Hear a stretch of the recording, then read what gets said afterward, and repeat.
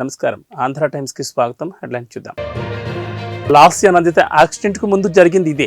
ఆమె ఎక్కడికి వెళ్లారంటే కాంగ్రెస్ లోక్సభ అభ్యర్థులు బీఆర్ఎస్ నుంచి వచ్చిన ఆ నలుగురికి సీట్లు, త్వరలో అధికారిక ప్రకటన. మహిళా సంఘాలకు రేవంత్ సర్కార్ గుడ్ న్యూస్. 1200 కోట్లు త్వరలోని చెక్కులు. సికింద్రాబాద్ కంటోన్మెంట్ ఎమ్మెల్యే లాస్య నందిత అకాల మరణం తెలంగాణలో విషాదాన్ని నింపింది. పటాన్ చెరువు ఓఆర్ఆర్పై చోటు చేసుకున్న రోడ్డు ప్రమాదంలో ఆమె ప్రాణాలు కోల్పోయారు. అయితే ఆమె మృతి వెనుక అనేక అనుమానాలు వ్యక్తమవుతున్నాయి. అసలు ఆమె కారు ప్రమాదం ఎలా జరిగింది, తెల్లవారుజామునే ఆమె అక్కడికి వెళ్లారు అనే విషయాలు చాలా మందిని ఆలోచింపజేస్తున్నాయి.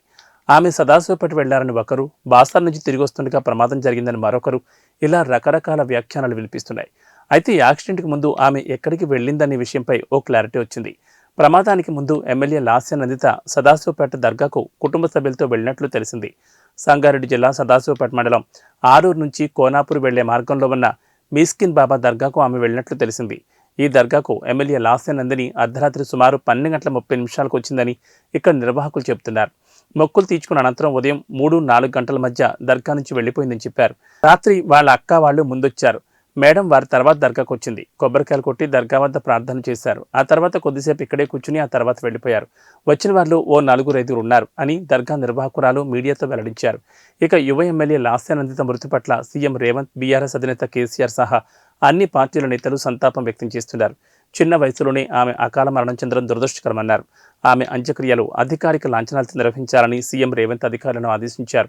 ప్రస్తుతం ఆమె మృతదేహం గాంధీ ఆసుపత్రిలో ఉండగా ఇంటికి తరలించాక సీఎం రేవంత్ రెడ్డి అక్కడికి వెళ్లి నివాళులర్పించనున్నారు. తెలంగాణ అసెంబ్లీ ఎన్నికల్లో సత్తా చాటి అధికారంలోకి వచ్చిన కాంగ్రెస్ పార్లమెంట్ ఎన్నికల్లోనూ అదే రిజల్ట్ రిపీట్ చేయాలని అనుకుంటోంది. మొత్తం 17 ఎంపీ సీట్లకు గాను 12 నుంచి 14 సీట్లు కైవసం చేసుకోవాలని భావిస్తోంది. అందుకు తగ్గట్లుగా గెలుపు వ్యూహాలను రచిస్తోంది. సర్వేల ఆధారంగా విజయం సాధించే అభ్యర్థులకే సీట్లు కేటాయిస్తామని ఆ పార్టీ నేతలు చెబుతున్నారు. ఇప్పటికే ఆశావాహుల నుంచి దరఖాస్తులు స్వీకరించారు. ఆ పేర్లను సెంట్రల్ కమిటీకి పంపించి అభ్యర్థులను సెలెక్ట్ చేయనున్నారు. మొత్తం 17 స్థానాల్లో సగం సీట్లకు అభ్యర్థులు ఖరారైనట్లు సమాచారం.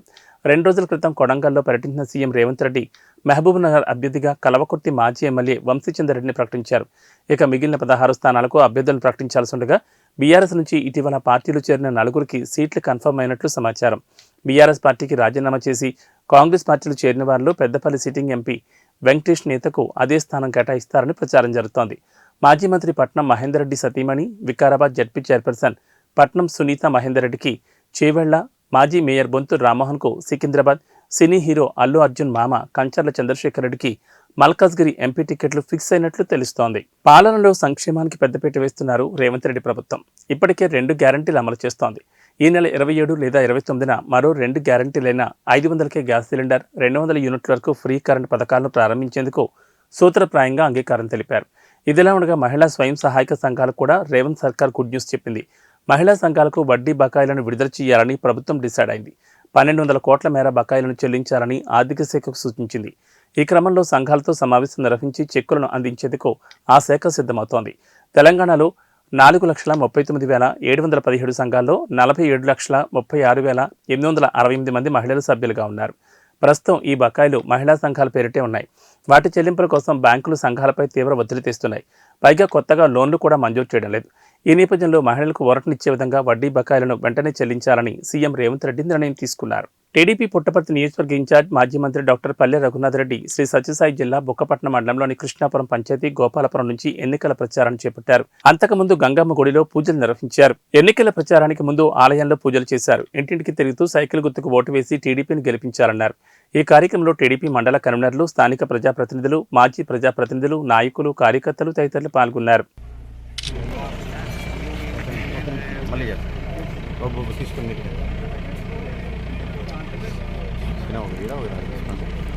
ఆపోజిట్ చేయాల్సింది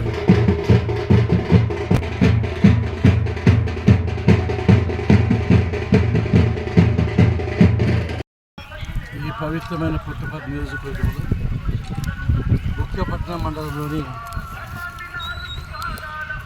కృష్ణాపురం గ్రామ పంచాయతీలో గోపాలపురం గ్రామంలో ఈ నియోజకవర్గానికి ఈశాన్య వైపు ఉంటుంది కాబట్టి ఎన్నికల సంఘారావని ప్రారంభించినామని చెప్పి సందర్భంగా గుర్తు చేస్తున్నాం. ఈ ఎన్నికల్లో తెలుగుదేశం పార్టీ చంద్రబాబు నాయుడు గారు అధికారంలోకి రావాల్సిన చారిత్రాత్మక అవసరం ఎంతైనా ఉంది. కారణం ఏమంటే గత 4 సంవత్సరాల 10 నెలల్లో జగన్మోహన్ రెడ్డి గారు అధికారంలోకి వచ్చిన తర్వాత అన్ని వర్గాల ప్రజలకు తీవ్రమైన అన్యాయం చేశాడు. అందరికీ ప్రత్యక్ష నరకం చూపించాడు. అందరం ఇబ్బంది పెట్టాం. అదే సమయంలో ఈ రాష్ట్రం అభివృద్ధి జరగాలన్నా, సంక్షేమ కార్యక్రమాలు సక్రమంగా అమలు కావాలన్నా, అమరావతి రాజధాని నిర్మాణం జరగాలన్నా, రేట్లు తగ్గాలన్నా, పోలవరం ప్రాజెక్టు పూర్తి కావాలన్నా, యువతకు ఉద్యోగాలు కావాలన్నా 2024 సంవత్సరంలో చంద్రబాబు నాయుడు గారు తప్పనిసరిగా రావాలి. మనందరి భవిష్యత్తు బాగుపడాలి. కాబట్టి దానికోసం తెలుగుదేశం పార్టీ నాయకులు, కార్యకర్తలు, పుట్టపర్తిలో ఒకే మాట మీద నిలిచి ఈ 2 నెలలు కష్టపడి ఈ ప్రభుత్వ తెలుగుదేశం పార్టీని అధికారంలో తీసుకురావాల్సిన అవసరం ఉందని చెప్పి ఈ సందర్భం గుర్తు చేస్తూ అందరము కలిసిమెలిసి పని చేద్దాం, కష్టపడదాం, మన ప్రభుత్వ పార్టీని అధికారం తీసుకొద్దామని చెప్పి అందరికీ మనస్ఫూర్తిగా కోరుకుంటున్నాం. Cantonment BRS MLA Lasya Nandita మృతి చెందారు. పటాన్ చెరువు సమీపంలో ఓఆర్ఆర్పై ఆమె ప్రయాణిస్తున్న కారు అదుపు తప్పి డివైడర్ను ఢీకొట్టింది. దీంతో లాస్య నందిత అక్కడికక్కడే మృతి చెందారు. ఈ ప్రమాదంలో కారు డ్రైవర్కు తీవ్ర గాయాలయ్యాయి. అతన్ని చికిత్స నిమిత్తం దగ్గరలోని ఆసుపత్రికి తరలించారు. నందిత మృతితో కుటుంబ సభ్యులు, అభిమానులు, అనుచరులు కన్నీరు మున్నీరు అవుతున్నారు. సీనియర్ నేత ఎమ్మెల్యే సాయన్న మరణంతో ఇటీవల జరిగిన ఎన్నికల్లో ఆయన కూతురు లాస్య నందితకు బీఆర్ఎస్ కంటోన్మెంట్ సీట్ ఇచ్చారు. గత ఏడాది ఫిబ్రవరి 19న సాయన్న మృతి చెందారు. ఏడాదిలోనే తండ్రి, కూతురు మరణించారు.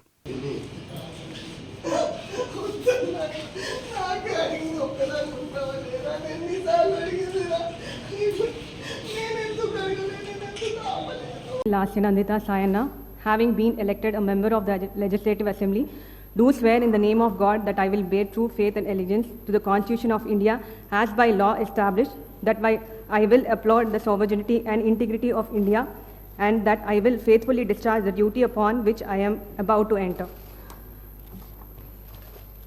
I, G. Lasya Nandita Sayana, member of Telangana Legislative Assembly, do swear in the name of God that I shall abide by and follow the rules, observe the etiquette and respect the conventions of the House.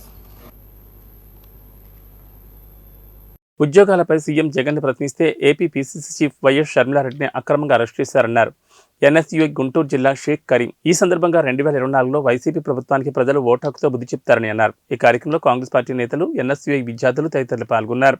Mega DSC అని చెప్పి ఈరోజు దగా DSC 6,000 ఇచ్చారు. అది కూడా 26 రోజులు time ఉండగా ఇచ్చారు. పిల్లలు ఎలా ప్రిపేర్ అవ్వాలి? అసలు ఈ ప్రభుత్వానికి మనసే లేదు.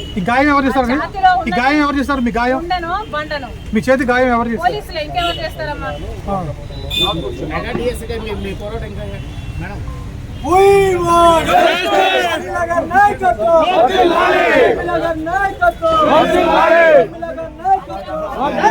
ఎమ్మిగనూరు పట్టణ కేంద్రంలోని నిరంతరం అభివృద్ధితో పోటీ పడుతున్న మచ్చలేని మహానాయకుడు బి మోహన్ రెడ్డి. ఆయన బీవీ జయనాగేశ్వరరెడ్డికి పోటీ ఎవరూ లేరని floor leader Dayasagar, councillor Ramdas Goud, నియోజకవర్గ మైనార్టీ సెల్ అధ్యక్షుడు హుస్సేన్ పేరా ధీమా వ్యక్తం చేశారు. ఎమ్మిగనూరు నియోజకవర్గంలో వైసీపీ అధిష్టానం బీసీలకు సీటు కేటాయించి లోకల్ వ్యక్తులకు కాకుండా నాన్ లోకల్ అభ్యర్థి బుట్టా రేణుకను తీసుకుని రావడం ఎంతవరకు సమంజసం కాదన్నారు. సిట్టింగ్ ఎమ్మెల్యే చెన్నకేశ్వరరెడ్డి అధిష్టానంతో చర్చలు జరిపి మాచాని వెంకటేష్కు సీటు కేటాయించాలని అధిష్టానంతో మొరపెట్టుకుని వెంకటేష్ను నియోజకవర్గ సమన్వయకర్తగా ప్రకటించారు.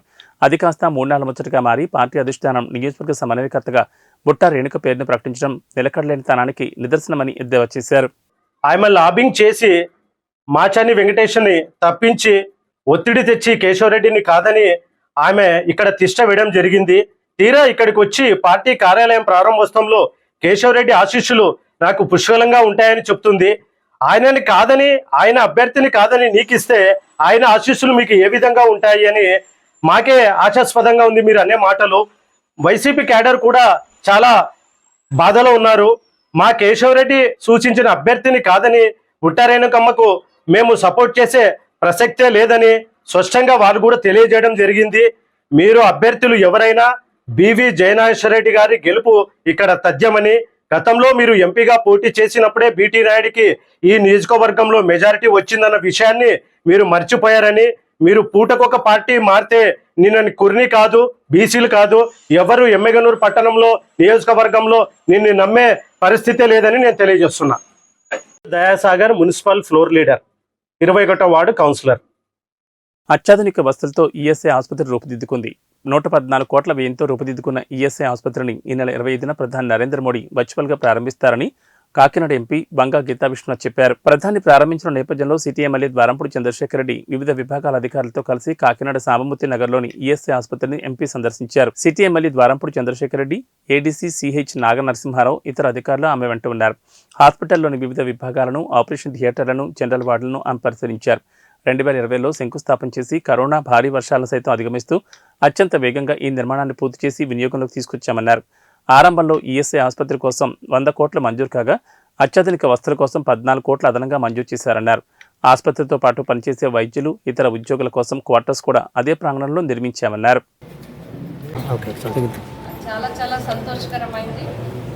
కార్మికులకి కుటుంబాలకి ఉపయోగపడే విధంగా కాకినాడలో 100 పడకల ఈఎస్ఐ హాస్పిటల్ని శాంక్షన్ చేసుకున్నాం 2020లో. ఈఎస్ఐ హాస్పిటల్ రావడానికి సంపూర్ణ సహకారం, ఇక్కడ స్థలం హ్యాండ్ ఓవర్ అవడానికి కానీ ఇక్కడున్న పరిస్థితులు చాలా దారుణమైన పరిస్థితులు ఉండేవి. అటువంటి పరిస్థితుల్లో ఈ స్థలాన్ని పూర్తిగా అన్ని రకాలుగా ఏ విధమైన ఇబ్బంది లేకుండా గౌరవ శాసనసభ్యులు సోదరులు ద్వారంపూడి చంద్రశేఖర్ రెడ్డి గారు చాలా ప్రత్యేకమైన శ్రద్ధ తీసుకొని మన ఈఎస్ఐ హాస్పిటల్ కోసం మనం ప్రయత్నిస్తాం కాబట్టి తప్పనిసరిగా అవ్వాలి. కార్మికుల కుటుంబాలకి ఇది బాగా ఉపయోగపడాలనే ఉద్దేశంతో ఆ రోజు మనకి స్థలం పూర్తిగా మన హ్యాండ్ ఓవర్లోకి రావడానికి చాలా సహకరించడం జరిగింది. కార్పొరేషన్ కమిషనర్ గారు, కార్పొరేషన్ అధికారులు వారంతా కూడా సహకరించారు.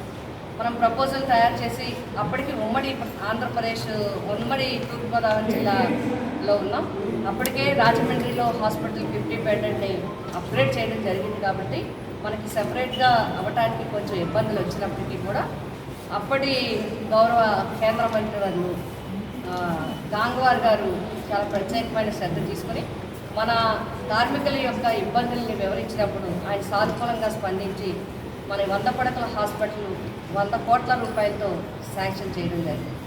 2020లో మనం ఫౌండేషన్ వేసుకున్నాం. వేసుకునేటానికి కొద్ది నెలల్లోనే కరోనా రావటం జరిగింది.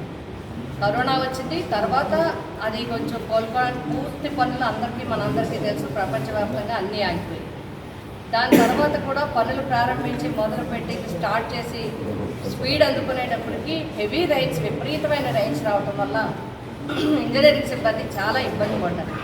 అయినప్పటికీ కూడా అన్నింటినీ ఎదుర్కొని తక్కువ టైంలో ఇంచుమించుగా ఎమ్మెల్యే గారికి మాకు అదృష్టం ఏంటంటే మేమే శంకుస్థాపన చేసాం.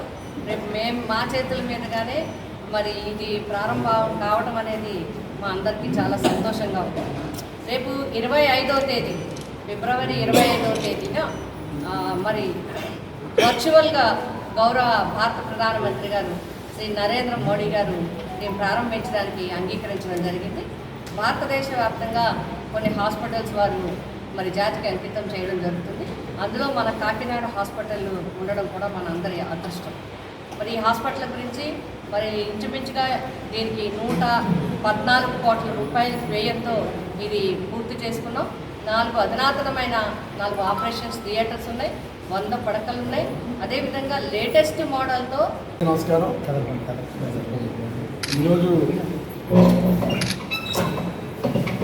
అందరికీ నమస్కారం. ఈరోజు కాకినాడ పట్టణ ప్రజల అదృష్టంగా ఇంకొక ఫెసిలిటీ మన కాకినాడ పట్టణం రాబోతుంది. అది 100 పడకల ఈఎస్ఐ హాస్పిటల్. ఈ హాస్పిటల్ గత ప్రభుత్వంలో వేరే చోట తరలిపోతుంటే మన ప్రభుత్వం వచ్చిన తర్వాత, జగన్మోహన్ రెడ్డి ప్రభుత్వం వచ్చిన తర్వాత MP madam Banga Geetha Viswanath madam గారు ఎంతో పట్టుదలతో ఈ యొక్క హాస్పిటల్ని మళ్ళా కాకినాడ పట్టణంలో నిర్మించాలని చెప్పేసి నిర్ణయం తీసుకుని జగన్మోహన్ రెడ్డి గారి సహకారంతో కేంద్ర ప్రభుత్వం మీద ఒత్తిడి తీసుకొచ్చి ఇక్కడ ప్రారంభించే ఏర్పాటు చేయడం జరిగింది.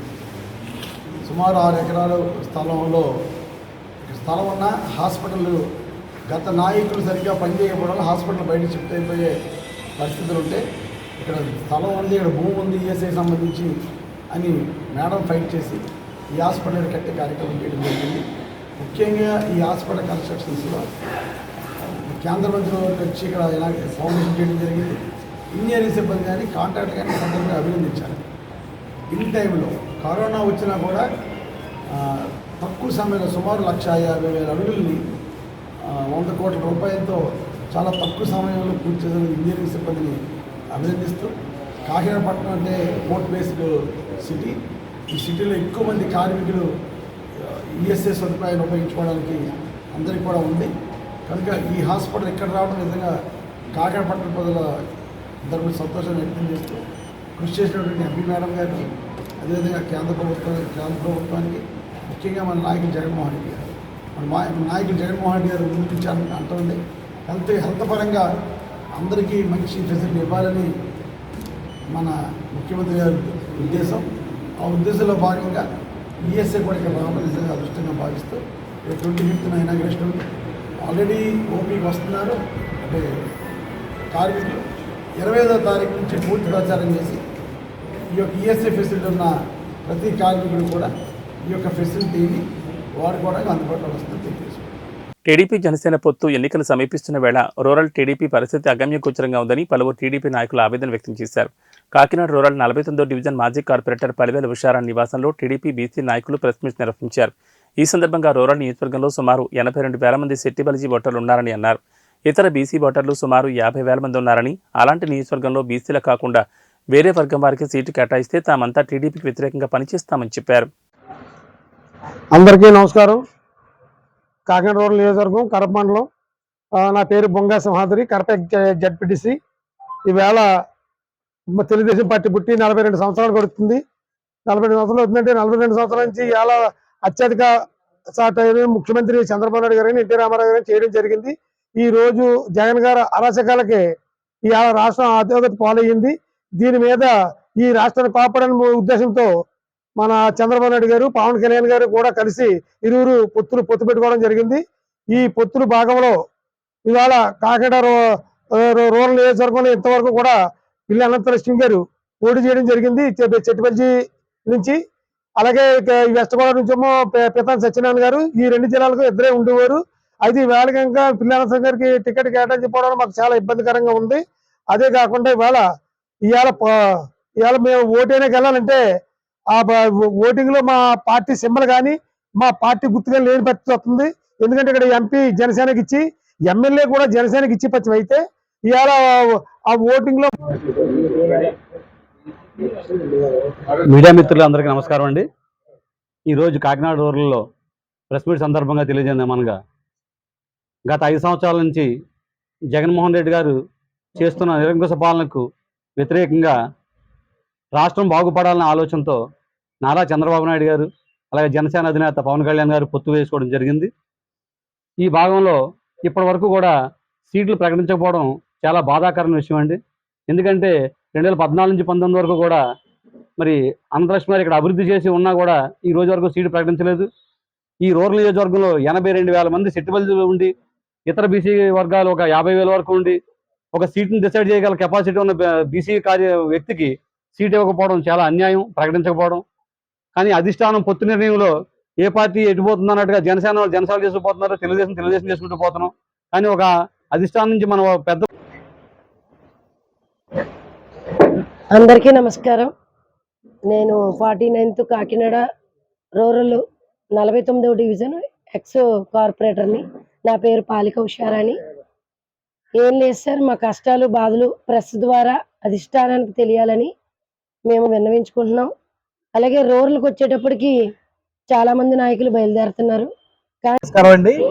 నా పేరు పండూరి జయకృష్ణ, విశ్వబ్రాహ్మణ సాధికార జిల్లా కన్వీనర్ అండి. నేను ఈరోజు కాకినాడ రూరల్ మండలంలో తెలుగుదేశం పార్టీ ఈ ప్రెస్ మీట్ పెట్టడానికి ప్రధానమైన కారణం, మేమందరం ఒక నాయకుడు మా చంద్రబాబు నాయుడు గారు సీఎం అవ్వాలని, అదేవిధంగా కాకినాడ రూరల్ మండలంలో అనేక విధాలుగా అభివృద్ధి చేసిన శ్రీ పిల్లి అనంతలక్ష్మి సత్యనారాయణమూర్తి గారు ఎమ్మెల్యేగా చేసుకోవాలనే ఉద్దేశంతో ఉన్న ఈ తరుణంలో ఈ పొత్తుల అంశంగా చూసి మాకు ఏదో అన్యాయం జరుగుతుందనే వేదనతో కాంగ్రెస్ ని విమర్శించే ముందు బీజేపీ ఇచ్చిన పార్టీ హామీలను గుర్తు చేసుకోవాలని కిషన్ రెడ్డికి సూచించారు కాంగ్రెస్ మాజీ ఎమ్మెల్యే జగ్గారెడ్డి.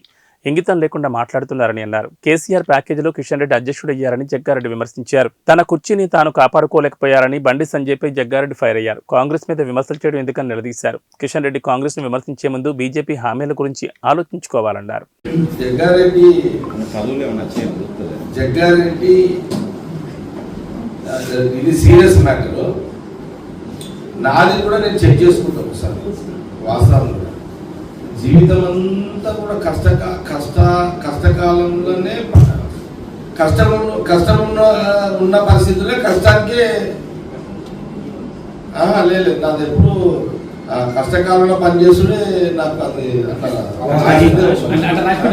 రాసి పెట్టున్నట్టు నాకు నిత్యం కష్టం ఏముంటుంది. నాకు వాస్తవం కూడా చెప్తున్నా. లేదు నువ్వు మంచి ప్రశ్న అడిగినావు, నేను సమయం సందర్భం చెప్పాలో లేదో కానీ నువ్వు మీడియాలో అడిగినప్పుడు జవాబు చెప్పాల్సిన బాధ్యత నాకు ఉంది. కరెక్టే. 2017లో ఉత్తమ్ కుమార్ రెడ్డి గారు పిసిసిలో ఉన్నప్పుడు అప్పుడు అందరూ షాకింగ్లో ఉన్నారు, పక్షాల్లో ఉన్నారు, టెన్షన్లలో ఉన్నారు. ఆ టైంలో ఉత్తమ్ కుమార్ రెడ్డి గారు నాకు పిలిపించుకొని ఆయన అడిగాడు, జగన్ రాహుల్ గాంధీ గారు సభ పెట్టాలి అంటే గవర్నమెంట్ వాళ్ళు ఉన్నారు, ఇప్పటికే 3 ఏళ్ళు అయిపోయింది, ఏదో చేయాలి, మనం పార్టీని జోష్కి తీసుకురావాలి, క్యాడర్ని జోష్కి తీసుకురావాలి, మన లీడర్లు కూడా బయటికి వెళ్ళాలి, ఇదంతా జరగాలి, రాహుల్ గాంధీ గారి యొక్క సభ ఏర్పాట్లు నువ్వు చెయ్యాలి, నువ్వు నాకు తెలుసు ఆర్థికంగా నువ్వు ఇబ్బందులలో ఉన్నావు, అందరం ఇబ్బందులలో ఉన్నాము, అయినా సరే నువ్వు నేను నిన్ను అడుగుతున్నా అంటే నేను ఎందుకు అడుగుతున్నానంటే నువ్వు గతంలో ఉమ్మడి రాష్ట్రంలో రాష్ట్రం అంతా ఉడికిపోతున్నది, ఉడుకుతున్నది ఉద్యమం పేరు మీద. ఆంధ్ర ప్రాంతం ముఖ్యమంత్రి అప్పుడు ఉమ్మడి రాష్ట్రంలో కిరణ్ కుమార్ రెడ్డి ఉన్నాడు, తెలంగాణ ప్రాంతంలో తిరగలేని పరిస్థితి ఉంది. మరి ఆ టైంలో కేసీఆర్ సొంత జిల్లా ఉద్యమ గడ్డ ఉమ్మడి జిల్లాలో మరి నువ్వు కిరణ్ కుమార్ రెడ్డి గారు 2013లో ఆయన ఒక సభ ఏర్పాటు, నువ్వు 1,00,000 మందితోటి సభ ఏర్పాటు చేసినావు. ఆ రోజు స్కీము ఎస్సీ సప్లాన్ బంగారు తల్లి స్కీమ్ ప్రోగ్రామ్ చేసినాము. మేమెవరో మా ప్రాంత ఉద్యమంలో ఉన్నాము, మేమెవరో షేర్ చేయలేకపోయినాం, కానీ సింగిల్ హ్యాండ్. సెక్టర్ అధికారులు ప్రతి పోలింగ్ కేంద్రాన్ని పరిశీలించాలని జిల్లా ఎన్నికల అధికారి కలెక్టర్ క్రాంతి వల్లూరు అన్నారు. రానున్న పార్లమెంట్ ఎన్నికల్లో ఎన్నికల ప్రవర్తన నియమావళిని పకడ్బందీగా అమలు చేయాలన్నారు. ఎన్నికల ప్రవర్తన నియమావళిపై కలెక్టరేట్లో మొదటి శిక్షణ కార్యక్రమాన్ని నిర్వహించారు. మెదక్, జహీరాబాద్ పార్లమెంట్ ఎన్నికలకు సంబంధించి సెక్టర్ అధికారులు పీఓలకు APO flying squad, statistical surveillance, video surveillance, video viewing బృందాలు, తహసీల్దార్లు, ఎంపీడీ వరకు ఎన్నికల ప్రవర్తన నియమావళిపై నిర్వహించిన శిక్షణ కార్యక్రమానికి హాజరయ్యారు. ఈ సందర్భంగా కేంద్ర ఎన్నికల కమిషన్ ఆదేశాల మేరకు ఎన్నికల ప్రవర్తన నియమావళి అమలుకు అధికారులు కట్టుదిట్టంగా చర్యలు తీసుకోవాలని కలెక్టర్ ఆదేశించారు.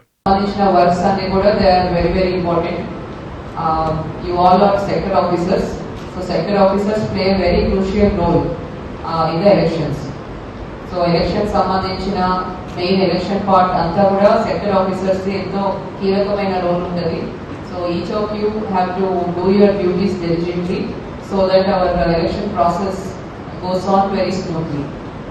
సో కమిషనింగ్ దగ్గర నుంచి training of the polling personnel దగ్గర నుంచి డిస్ట్రిబ్యూషన్ సెంటర్లో పోలింగ్ పర్సనల్ తీసుకొని వెళ్ళి పోలింగ్ చేయించి మళ్ళీ రిసెప్షన్ సెంటర్కి జాగ్రత్తగా మనం తీసుకొచ్చి మెటీరియల్తో పాటు రిసెప్షన్ సెంటర్కి అప్పగించేంత వరకు కూడా మీకు బాధ్యత ఉంటుంది. కాబట్టి వాట్ ఎవర్ ఈవీఎం హ్యాండ్లింగ్ కానీ and all other issues training ఏవైతే చెప్తున్నారో అన్నీ కూడా మీరు జాగ్రత్తగా విని పాటించాల్సి ఉంటుంది. You all are deputed to Election Commission of India. So you all are subject to discipline, control and superintendence of Election Control of India. So ఎవరైనా చెప్పిన షెడ్యూల్ కి రాకపోయినా anybody is not responding to the duties being given by our returning officers or DEO, so action will be initiated under Representation of People's Act. So whatever Election Commission duties are there, all of you have to do it very sincerely. And here was morning over 21 sector officers have not reported to this training. So action will be initiated on this 21 sector officers constituency wise, why they have not come to this training. So this will be viewed very seriously. కాబట్టి ఇప్పటి నుంచి ఏవైతే training ఉంటుందో ఆ duties మీకు వేస్తారో అవన్నీ కూడా ఆలోచించుంటూ ప్రాపర్లీ. సో అయితే మన సెక్టర్ ఆఫీసర్స్లో కొంతమంది ఎంపీడీఓస్ కొత్తగా వచ్చారు. All our previous MPDOs most of them got transferred out. So కొత్తగా ఇప్పుడు ఎంపీడీఓస్ వచ్చారు. మీరు వేరే వేరే జిల్లాల్లో వచ్చే మనకు త్వరలో పార్లమెంటరీ ఎలక్షన్స్ అనౌన్స్ అవబోతుంది. కాబట్టి we all have to be prepared. రీసెంట్గా మనం అసెంబ్లీ ఎలక్షన్స్ చేశాము అండ్ ఇప్పుడు we all have to gear up for the parliamentary elections. Any time soon the MCC can be announced and we will be into election mode. Cell phones కొంతమంది చూస్తున్నారు. Pay attention to what. AB bulletin విశేషాలు. నమస్కారం.